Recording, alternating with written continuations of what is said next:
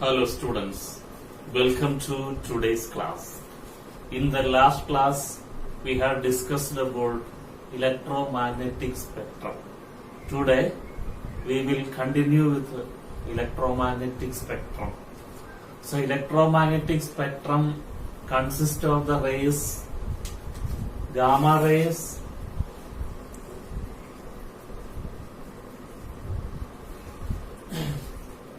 X-rays,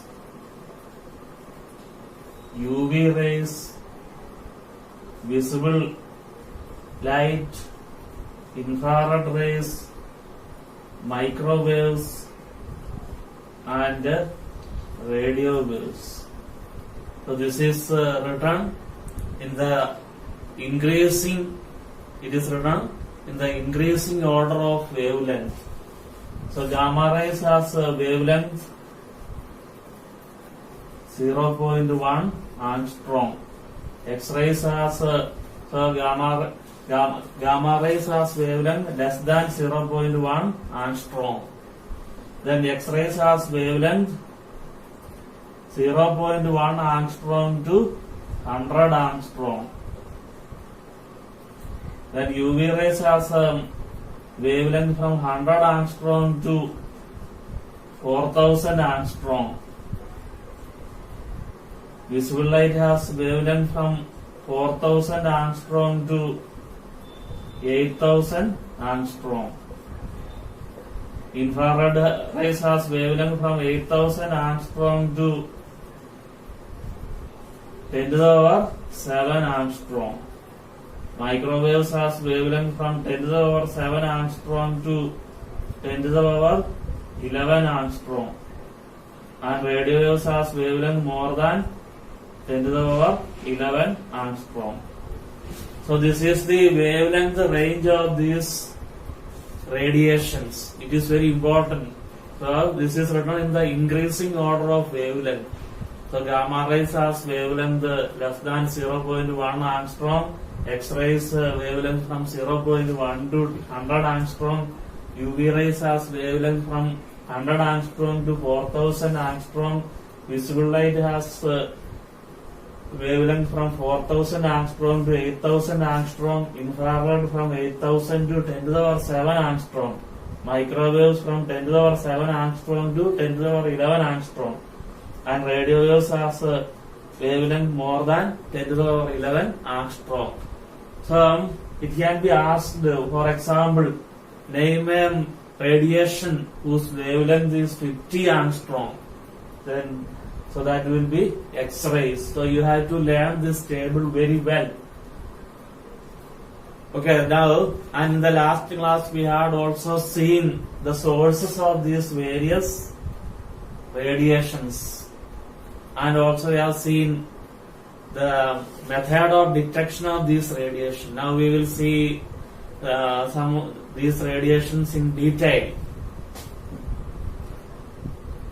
So now we see what are the common properties of these radiations. What are the common properties of gamma rays, X-rays, UV rays, visible light, infrared, microwaves, and radio waves. Common properties. They do not require any material medium for its propagation. Do not require any material medium. Then they are not affected by electric field and magnetic field. If these radiations are passed through electric field or magnetic field, they are not deflected. Then they exhibit the properties of reflection and refraction. Another property.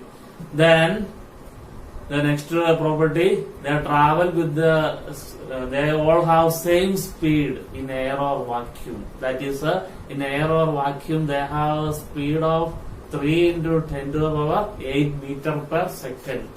So these are the general properties of electromagnetic radiations.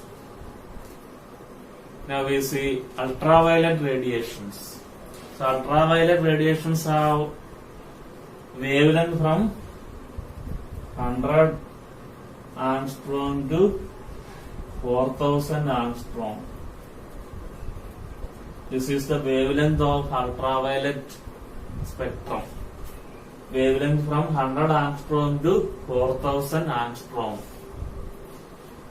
Then sources of ultraviolet radiation: electric arc, spark, mercury vapor lamp. These are some of the sources of ultraviolet radiations. Now we see what is the method of detection of ultraviolet radiation. So ultraviolet radiation is detected by its chemical effect. Ultraviolet radiation is detected by the chemical effect. For that, suppose we take a silver chloride. So silver chloride solution is moved from red end to the violet end. Silver chloride solution is moved from red end to violet end. So there is no change in its color. But when the silver chloride solution is moved just after the violet end, suddenly its color changes. So first the silver chloride solution's color changes to violet, and finally the color becomes brown, dark brown. So this is one of the methods of detection of ultraviolet radiation. Now we see the properties of ultraviolet radiations. For producing ultraviolet spectrum, we do not use an ordinary glass prism. An ordinary glass prism absorbs ultraviolet radiation. So for producing ultraviolet spectrum, we use quartz prism. Quartz transmit, if we allow light from electric arc, spark or mercury vapor lamp through quartz prism. So that will transmit UV radiations to pass through the quartz prism. So quartz prism is used to produce ultraviolet spectrum. Then some more properties. So they travel in straight line. UV radiation travel in straight line. They also undergoes reflection and refraction. They obey the laws of reflection and refraction. Then they produce fluorescence. They affect photographic film. They travel in straight line. So they travel with a speed of 3 into 10⁸ meters per second in air or vacuum. These are some of the properties of UV radiations. Next is electromagnetic radiations. The next one is the infrared radiation. Infrared radiation. So infrared radiations have wavelength from 8000 angstrom to 10⁷ angstrom. Infrared radiations wavelength is from 8000 angstrom to 10⁷ angstrom. Then some of the sources: heated iron bolt, flame, fire. These are all sources of infrared radiations. Now the next is method of detection of infrared radiation. So infrared radiation is detected by its heating effect. Infrared radiations have heating effect. By using this property, infrared radiation is detected. So if we take a blackened bulb thermometer, thermometer whose bulb is colored black, that is called a blackened bulb thermometer. If a blackened bulb thermometer is moved from violet end to the red end, the reading of the thermometer remains almost same. There is no rising or there is no change in temperature. But soon after the red end, the temperature suddenly rises, which shows that beyond the red end, there are some radiations present which have a heating effect. So that radiations are infrared radiation. So this is one of the methods of detection of infrared radiation. Then other one is by using a thermopile. Suppose that if we keep a thermopile before infrared radiations, then that time that thermopile will show some reading. So thermopile means there is a hot junction and a cold junction that is connected to a galvanometer. So when galvanometer shows some deflection, it means that some passage of electricity is there. So when this thermopile is placed before infrared radiation, that time the galvanometer will show some reading which shows that some radiations are present. So these are the methods of detection of infrared radiation. Now we see some of the properties of infrared radiations. So for producing infrared radiations, we do not use ordinary glass prism. Ordinary glass prism is not used for producing infrared radiation. For producing infrared radiations, we use rock salt prism, because rock salt prism won't absorb infrared radiation. Rock salt prism transmit infrared radiation. That is why rock salt prism is used. So we see some of the properties. So they are absorbed by glass but not absorbed by rock salt. So rock salt prism is used for producing infrared radiations. So they travel in straight line. They travel with a speed of 3 into 10 to the power 8 meter per second in air or vacuum. Then they can travel. They are not affected by electric field and magnetic field. They obey laws of reflection and refraction. They are less scattered due to its longer wavelength. They are not. They do not affect ordinary photographic film. So these are all some of the properties of infrared radiations. Now the next topic is scattering of light.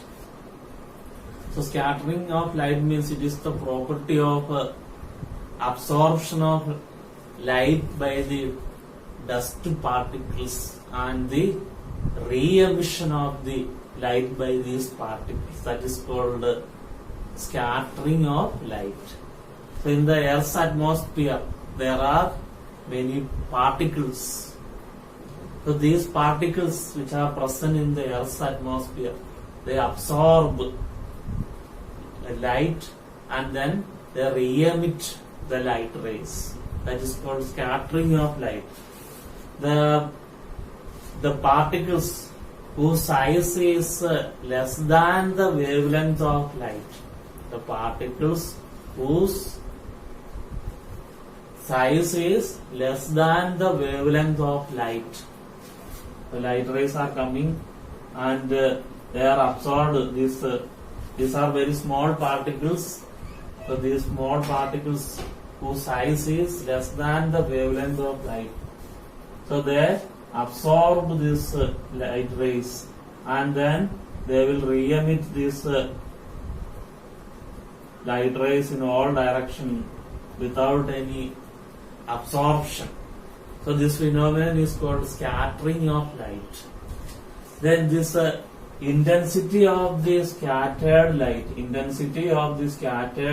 is inversely proportional to fourth power of wavelength. Intensity of the scattered light. Intensity of scattered light is inversely proportional to fourth power of the wavelength of light. So you know, violet light has among the spectral colors, violet, indigo, blue, green, yellow, orange and red. Violet has the least wavelength and red has the maximum wavelength. So this vigor, all these colors, that is from left to the right side, from left to right, this wavelength increases. So since violet has the least wavelength, violet is scattered maximum and red is scattered least. So this will be in this order. Violet is scattered maximum, then indigo, then blue, then green, then yellow, then orange, then red. Red is scattered the least. This is due to this property. Intensity of scattered light is inversely proportional to fourth power of wavelength. Now we see some of the phenomenon related with the scattering of light. Some of the phenomenon related with the scattering of light.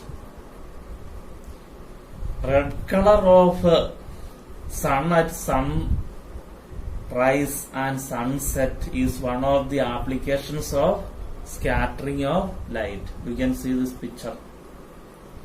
At the time of sunrise and sunset, light from the sun has to travel the longest distance of atmosphere to reach the observer. Since the blue light of short wavelength is scattered more, much of it is lost, while the red light of long wavelength is scattered a little. So it is not much lost. So thus blue light is almost absent in the atmosphere. As a result, the sun and the region nearby it is seen red. So means red light due to its longer wavelength is not lost and that reaches to the eye of the observer. The remaining colors are lost. That is why during sunrise and sunset the sun is seen in red color.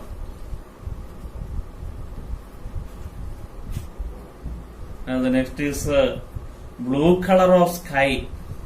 Blue color of sky, that is another application of scattering of light.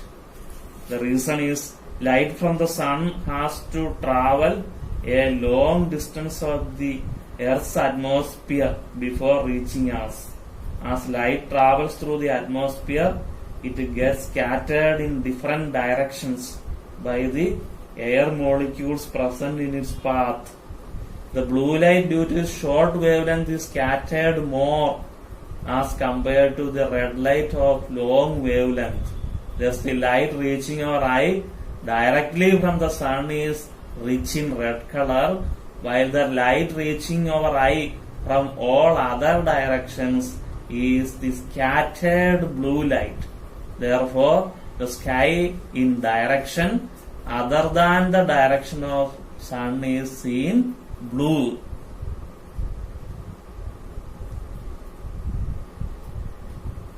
Now the next one is the black color of sky in the absence of atmosphere. You can see the picture.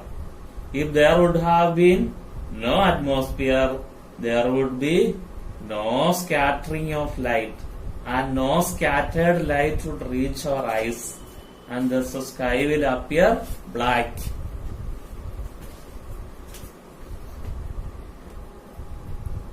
The next one is white color of clouds. The clouds are nearer to the Earth's surface and they contain dust particles and aggregates of water molecules of size bigger than the wavelength of visible light. Therefore, the dust particles and tiny ice particles present in clouds scatter all colors of incident white light from the sun to the same extent, and hence when the scattered light reaches our eyes, the clouds are seen white. Now the next one is red light is used as a signal, danger signal. The reason is that red light has a longer wavelength. Since red light has longer wavelength, it is scattered least, so it can travel a long distance. So without a scattering, red light can travel a long distance. This is the reason red light is used for danger signal. So today we have discussed many topics like scattering of light and some of the applications of scattering of light. Then we have also discussed about electromagnetic spectrum, and in electromagnetic spectrum we especially discussed about infrared radiations and ultraviolet radiations. So in the next class we will discuss a new topic.